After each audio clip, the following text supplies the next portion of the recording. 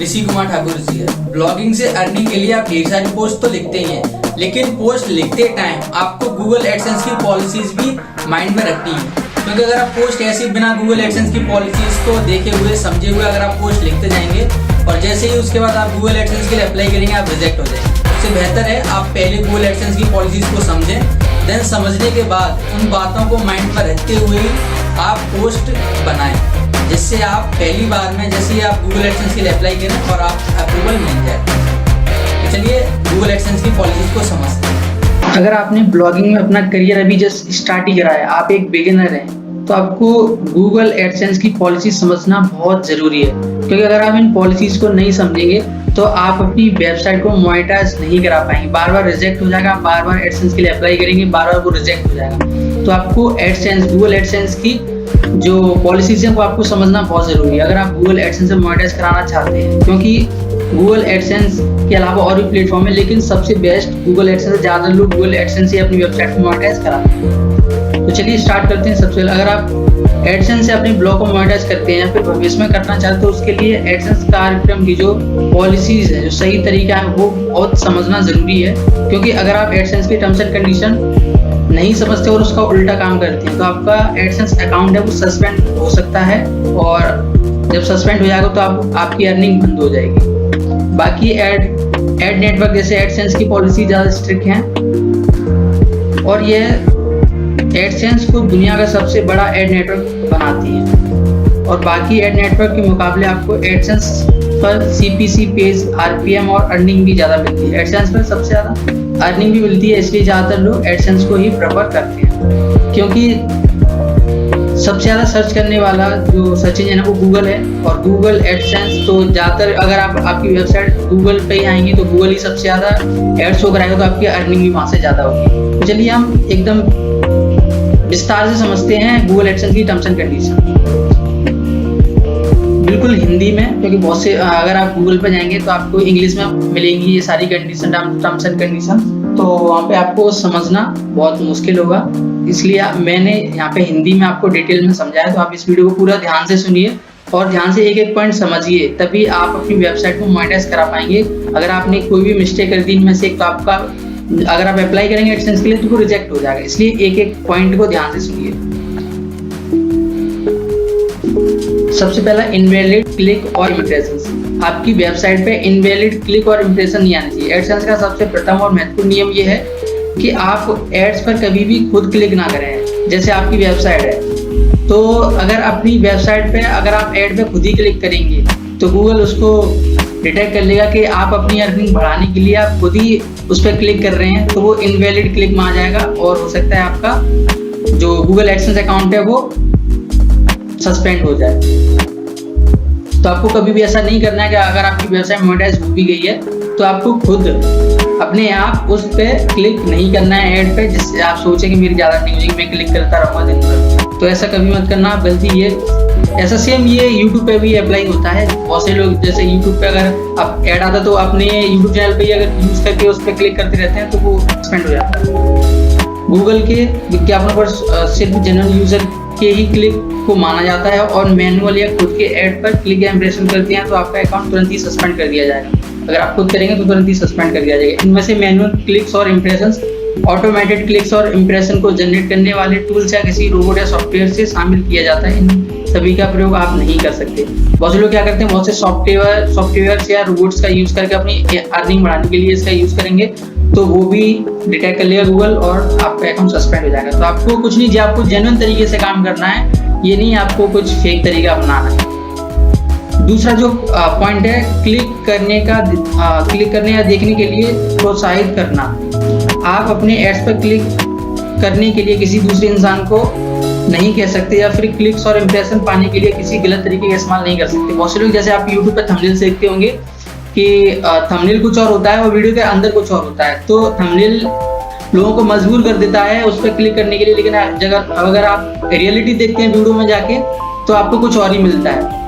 इसलिए आपको कभी भी अपने वेबसाइट पे कुछ ऐसा फीचर्ड इमेज नहीं लगाना है जिससे लोग उस पर क्लिक करें और वहाँ पे कंटेंट में ऐसा कुछ हो ही ना। ठीक है, तो आपको बिल्कुल जेन्युइन तरीके से काम करना है। इसमें यूजर को ऐड को खोजकर उस पर क्लिक के बदले पैसे देने का वादा करना, किसी थर्ड पार्टी को अपने ऐड पर क्लिक करने के लिए पेमेंट देने का वादा करना, और ऐड के आसपास ऐसे टेक्स्ट या इमेज का इस्तेमाल करना जिसमें एड्स पर क्लिक करने के निर्देशों और उनका समावेश किया जाता हो।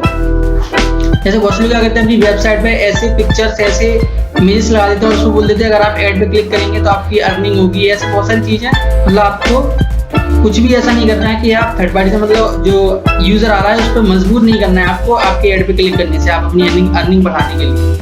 ठीक है, अगर आप ऐसा करते हैं तो आपका एडसेंस बंद हो सकता है। आप एड्स के आसपास क्लिक करें, हमेशा सपोर्ट करें, या फिर ये लिंक देखें जैसे TXT का इस्तेमाल नहीं कर सकते।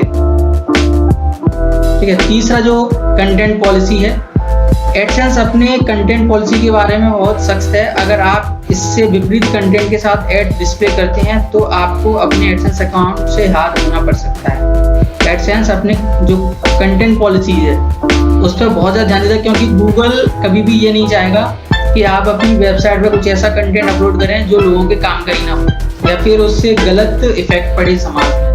तो कंटेंट पॉलिसीज बहुत ज़्यादा स्ट्रॉन्ग है गूगल एडसेंस की। एडसेंस के साथ आप नीचे बताए गए कंटेंट का इस्तेमाल नहीं कर सकते। जैसे सबसे पहला, पोर्नोग्राफी का आप यूज़ नहीं कर सकते, फैमिली कंटेंट में एडल्ट थीम नहीं लगा सकते, आप डराने या चौंकाने का कंटेंट आप नहीं बना सकते। ऐसा कंटेंट जो स्वयं को या किसी अन्य व्यक्ति को नुकसान पहुंचाने की धमकी देती है या ऐसा करने का पक्ष लेती है, तो ऐसा कंटेंट भी आपको नहीं यूज़ करना। किसी व्यक्ति या कम्युनिटी को अपमानित करने, धमकाने या भयभीत करने वाली सामग्री भी आपको जो कोई कंटेंट ऐसा यूज नहीं करना है। ऐसी सामग्री जो किसी व्यक्ति या समूह के प्रति उनकी नस्ल या जाति या मूल जातिवाद शो करता हो, या फिर ऐसा कुछ कंटेंट आपको भेदभाव करता हो, ऐसा घृणापूर्वक या फिर ऐसा कोई भी राष्ट्रीयता को, ऐसा कोई कंटेंट आपको यूज नहीं करना है। अत्यधिक अपशब्द या गालियों का प्रयोग नहीं करना है। हैकिंग क्रैकिंग रिलेटेड कंटेंट नहीं बनाना है। मालवेयर या एडवेयर का कंटेंट नहीं बनाना है। अनवांटेड सॉफ्टवेयर और ये सब उस पर आप अपनी वेबसाइट पर नहीं रखना है जो अनवांटेड हो। एल्कोहलिक बेवरेज को सेल करना, ऐसा कुछ नहीं बनाना है। ठीक है, तंबाकू रिलेटेड, फ्रिक्शन ड्रग्स को रिलेटेड आप बनो, इन सारी चीज़ों को पढ़ लीजिए। तो आपको ऐसा कंटेंट नहीं बनाना, नहीं तो आपकी, अगर आप एडसेंस के लिए अप्लाई करेंगे तो आपका एडसेंस रिजेक्ट हो जाएगा, आप नहीं करा सकते अपनी वेबसाइट को मोनेटाइज। फोर्थ पॉइंट है एब्यूसिव एक्सपीरियंस। एब्यूसिव एक्सपीरियंस यानी धोखा देना। आपको अपनी वेबसाइट पर कुछ ऐसा कंटेंट यूज नहीं करना है जिससे लोगों को धोखा दें। एडसेंस अपने पब्लिशर को ऐसे किसी भी कंटेंट पर एड्स लगाने की परमिशन नहीं देता जिससे किसी भी तरह के धोखे की संभावना हो। ये आपको ध्यान में रखना है। इसमें fake messages, unexpected clicks areas, misleading site behaviour, fishing, auto redirect, malware, unwanted software का समावेश किया जाता है। ठीक है, फिफ्थ पॉइंट है कॉपीराइटेड सामग्री। आपको किसी भी दूसरी वेबसाइट से कॉपी पेस्ट नहीं करना अपनी वेबसाइट पर। एडसेंस के पॉलिसी के हिसाब से आप किसी भी कॉपीराइट वाले कंटेंट पर ऐड नहीं लगा सकते, और आप ऐसे कॉपीराइटेड कंटेंट के लिंक्स भी नहीं कर सकते जिसका आप पर कानूनी अधिकार ना हो। इसमें म्यूजिक, वीडियो, सॉफ्टवेयर, किसी का कॉपी किया गया आर्टिकल, वो हर चीज जिसका आपके पास लीगल अधिकार नहीं हो उसका समावेश किया जाता है, यानी उसको आप यूज नहीं कर सकते। कॉपीराइटेड चीज, आप कोई भी इमेज, कोई भी वीडियो, कोई भी सॉफ्टवेयर, कोई भी कंटेंट, कोई भी आर्टिकल आप कॉपी पेस्ट नहीं कर सकते अपनी वेबसाइट पर। कर भी लेंगे तो वो मोनेटाइज नहीं होगा, उस पर आप ऐड नहीं लगा सकते। नकली सामान। एडसेंस आपको नकली सामान सेलिंग करने वाले या प्रमोशन करने वाले वेब पेज पर गूगल विज्ञापन डिस्प्ले करने की परमिशन नहीं देता। अगर आप कोई लोकल सामान एकदम मतलब उसकी कोई वैल्यू नहीं है जिससे लोगों को नुकसान हो रहा हो, तो ऐसे वेब पेज पर आपको जो गूगल एडसेंस है वो आपका एड शो नहीं कराएगा। 7 पॉइंट है ट्रैफिक सोर्सेज। वेबसाइट पर आने वाले ट्रैफिक सोर्स सही होना बहुत जरूरी है। आप गलत तरीके से ट्रैफिक जनरेट करके उस पर एडसेंस के ऐड नहीं लगा सकते। ठीक है, सोचें मैं तो अपना गूगल ऐड चला दूंगा अपनी वेबसाइट पे तो सर्च रिजल्ट में आएगी ज़्यादा से ज़्यादा और मेरी अर्निंग बढ़ जाएगी। अगर आप गूगल ऐड चला के आप ऐसा करेंगे तो वो सही तरीका नहीं है। आपका एडसेंस जो आप ऐड लगाएंगे वो काम ही नहीं करेगा, आपकी अर्निंग ही नहीं होगी। जिसमें पैसे देकर ट्रैफिक लाने वाली सर्विस, ऑटोमेटिक ट्रैफिक जनरेट करने वाली सॉफ्टवेयर या फिर किसी स्पैम ईमेल्स भेज के ट्रैफिक समावेश किया जाता है। आप कोई ऐसा तरीका यूज नहीं कर सकते। जेन्युइन तरीके से ही ऑर्गेनिकली आप अर्निंग करेंगे वही बेस्ट है, नहीं तो आप जो आपके पास एड अकाउंट है आपका वो भी बंद हो जाएगा। अगर आप एडसेंस का बिना प्रतिबंधित हुए इस्तेमाल करके पैसे कमाना चाहते हैं तो आप ऑर्गेनिक ट्रैफिक और सोशल मीडिया से ज़्यादा ट्रैफिक प्राप्त करना चाहिए। ऑर्गेनिकली या सोशल मीडिया से आप ट्रैफिक प्राप्त करेंगे तो आपकी अर्निंग हो जाएगी ज़्यादा से ज़्यादा। आप किसी गलत तरीके का इस्तेमाल मत कीजिएगा। 8th जो पॉइंट है एड बिहेवियर। एड बिहेवियर यानी विज्ञापन व्यवहार, पब्लिशर और एडसेंस का विज्ञापन कोड और मॉडिफिकेशन करने की अनुमति है, बशर्ते उन संशोधनों से विज्ञापन प्रदर्शन में कोई कृत्रिम वृद्धि ना हो या विज्ञापन दाताओं को कोई भी क्षति ना पहुंचे। जो जैसे मान लीजिए किसी कोई कंपनी है और वो उसका ऐड चला रहा है, तो अगर आपकी वेबसाइट में जो ऐड चला रहा है तो आपको कुछ ऐसा इस्तेमाल नहीं करना जिससे कि जो ऐड चलाने वाला है, जिस कंपनी का ऐड चल रहा है, उसको कोई हानि हो, यानी उसका कुछ लॉस हो। 9th जो पॉइंट है वो है एड प्लेसमेंट।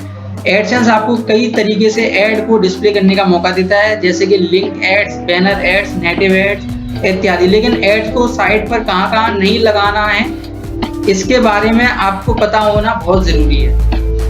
आप एड प्लेसमेंट करते समय, जैसे मान लीजिए आपकी वेबसाइट मोनेटाइज हो चुकी है, तो आपको ऐड कौन सा ऐड कहाँ पे लगाना है ये आपको समझना बहुत जरूरी है। आपका एडसेंस के ऐड नीचे दी गई जगहों पर नहीं लगा सकते। जैसे पॉपअप ऐड जो आते हैं वो बना करके पॉपअप ऐड आप नहीं चला सकते। ईमेल या सॉफ्टवेयर में डायनामिकली जनरेटेड कंटेंट पर, किसी बटन के आसपास, किसी भी ऐसे पेज पर जहाँ कंटेंट एडसेंस की पॉलिसी विपरीत हो। साइट बिहेवियर, ये सारे पॉइंट्स यहाँ पे आप ऐड नहीं लगा सकते। साइट बिहेवियर मतलब साइट का व्यवहार। आपको ऐसी साइट पर एडसेंस की ऐड लगानी चाहिए जिन पर यूजर आसानी से नेविगेट कर सकें। आप ऐसी साइट पर ऐड नहीं लगा सकते जो यूजर को रीडायरेक्ट करती हो, अनवांटेड वेबसाइट पर ले जाती हो, इनिशिएट डाउनलोड पर ले जाती हो जिसमें मॉलवेयर या पॉपअप्स लगे हों। 11th पॉइंट है टेक्निकल रिक्वायरमेंट्स। एडसेंस के ऐड लगाने के लिए आपकी साइट पर कुछ टेक्निकल बातों का भी ध्यान रखना चाहिए, जैसे कि आप ऐसी साइट पर ऐड नहीं लगा सकते जिसकी भाषा एडसेंस की सपोर्टेड लैंग्वेज में शामिल ही ना हो। 12 पॉइंट है गूगल एडवर्टाइजिंग कुकीज। आपको अपनी साइट पे आने वाले यूजर को गूगल एडसेंस के कुकीज के बारे में बताना बहुत जरूरी है। आप इस बात को जब आप अपना प्राइवेसी पॉलिसी पेज बनाएं तब शामिल कर सकते हैं। आपको आपका प्राइवेसी पॉलिसी पेज बनाना बहुत इंपॉर्टेंट है। अगर आप प्राइवेसी पॉलिसी पेज नहीं बनाएंगे तो आपके हो सकता है आपका जो एडसेंस है वो रिजेक्ट हो जाए, ठीक है। और जो यूजर आपकी वेबसाइट पर आ रहा है उसको कुकीज के बारे में जरूर बताना है कि आपकी वेबसाइट कुकीज जनरेट करती है, वो आपको फॉलो करेगी, तो ये आपको यूजर को जरूर बताना। 13 पॉइंट है children's online privacy protection act, COPPA। अगर आप किसी ऐसी साइट या साइट के सेक्शन पर कोई गूगल विज्ञापन सेवा लागू करते हैं जो बच्चों के ऑनलाइन सुरक्षा अधिनियम के तहत आता है, तो आपको गूगल को COPPA के तहत आने वाली साइटों या साइट के सेक्शन की सूचना देनी होगी। तो आई होप आप समझ गए होंगे सारे पॉइंट्स को डिटेल में। आप इन सबको इम्प्लीमेंट करिए, तभी आपकी जो वेबसाइट है मोनेटाइज होगी और इन फ्यूचर आप एक अच्छे ब्लॉगर बन पाएंगे, तभी आप लाखों में अर्निंग कर पाएंगे। आप अपने अर्निंग बढ़ाने की कोशिश करेंगे तो जितना आप स्टार्टिंग में कमाएंगे हो सकता है आप वो भी लॉस कर दें। दोस्तों कभी भी गलत तरीके से पैसा ज़्यादा टाइम तक नहीं कमा सकते। अगर आपको लॉन्ग टाइम तक पैसा कमाना है तो आपको सही ईमानदारी से काम करना होगा, तभी आप लॉन्ग टाइम के लिए एक अच्छा सोर्स ऑफ इनकम जनरेट कर पाएंगे। तो आई होप आपको वीडियो काफ़ी इंटरेस्टिंग लगी होगी।